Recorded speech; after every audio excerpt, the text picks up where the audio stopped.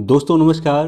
67 BPSC prelims ने अपना result जारी कर दिया है। रिजल्ट आ चुका है। अनएक्सपेक्टेड कट ऑफ गया है।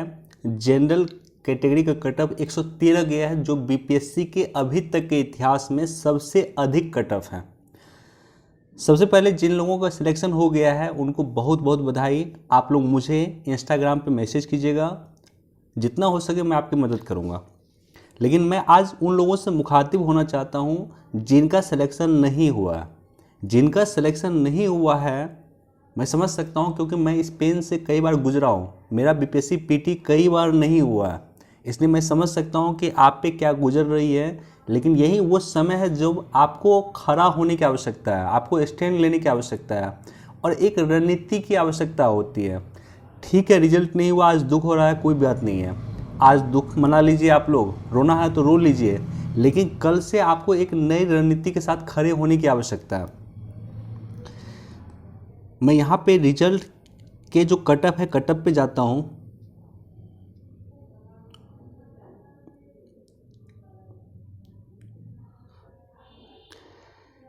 रिजल्ट का जो कटअप है, जनरल कैटेगरी का कटअप 113 गया है और जनरल फीमेल का कटअप 109 गया है। ईडब्ल्यूएस का कटअप 109 है, ईडब्ल्यूएस फीमेल का कटअप 105 है। ये कटअप यहाँ पे दिया हुआ वो आप लोग देख रहे हैं। मेरा ये कहना है कि आज आपको दुख मनाना मना लीजिए, कोई दिक्कत नहीं। दुख ही मनाने से कोई दिक्कत नहीं है। अगर आप रो रहे हैं तो रो लीजिए, कोई दिक्कत नहीं है। लेकिन कल से आपको खड़े रहने की आवश्यकता है। कल से आपको एक स्टांस लेने की आवश्यकता है कि हाँ ठीक है, 67वीं बीपीएससी पीटी नहीं हुआ, कोई इशू नहीं है, लेकिन 68वीं बीपीएससी पीटी होना चाहिए। इसके लिए आपको फाइट करने की आवश्यकता है। मैं अपनी बात बता रहा हूँ। 64th बीपीएससी पीटी मेरा नहीं निकला था। 64th में मुझे उतना अफसोस नहीं हुआ था, लेकिन 65th बीपीएससी भी मेरा पीटी नहीं निकला था। तो लगातार 2 बीपीएससी पीटी मेरा नहीं निकला था, 64th और 65th। और 65th बीपीएससी पीटी बस 1 मार्क से मैंने मिस किया था। महज 1 मार्क से मेरा 65th बीपीएससी पीटी मिस हुआ था। ज़बरदस्त अफसोस हुआ था और वैसा अफसोस हुआ और मैंने ठान लिया था कि मुझे बीपीएससी क्वालिफाई करना। और उसके बाद ज़बरदस्त पीटी पे मैंने मेहनत किया।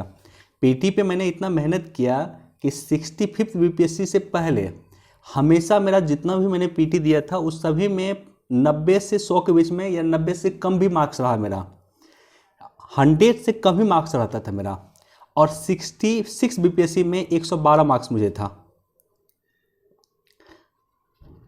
तो पीटी पे मैंने ज़बरदस्त मेहनत किया था। एक टारगेट लेकर के पीटी पे ज़बरदस्त मैंने मेहनत किया। आपको भी ज़बरदस्त मेहनत करने की आवश्यकता है।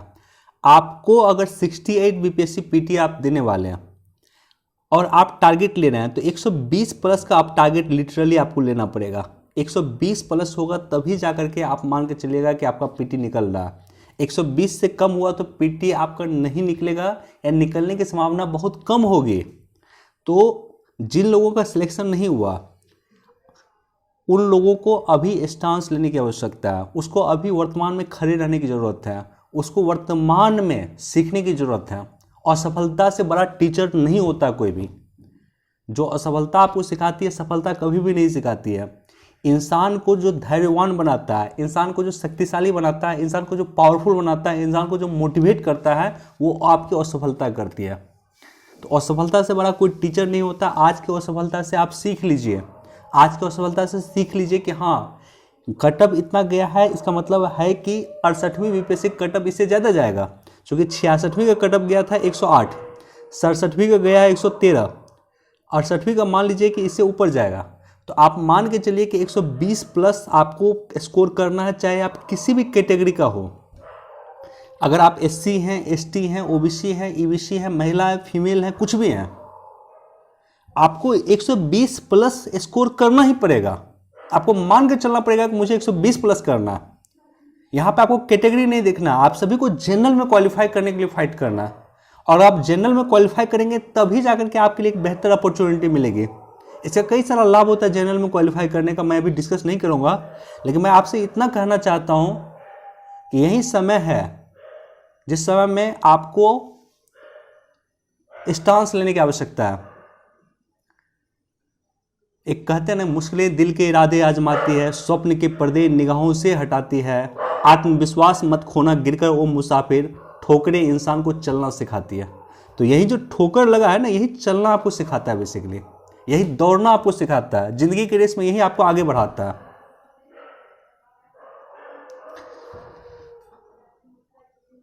I can feel the pain. मैं इसलिए वीडियो बना रहा हूँ, मुझे महसूस हो रहा है, वो पेन मुझे महसूस हो रहा है।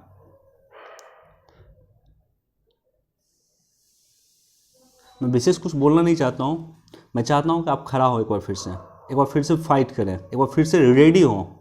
जब शेर 2 कदम पीछे लेता है तो वो बड़ी शिकार की ओर इशारा उसका होता है कि बहुत बड़ा शिकार करना।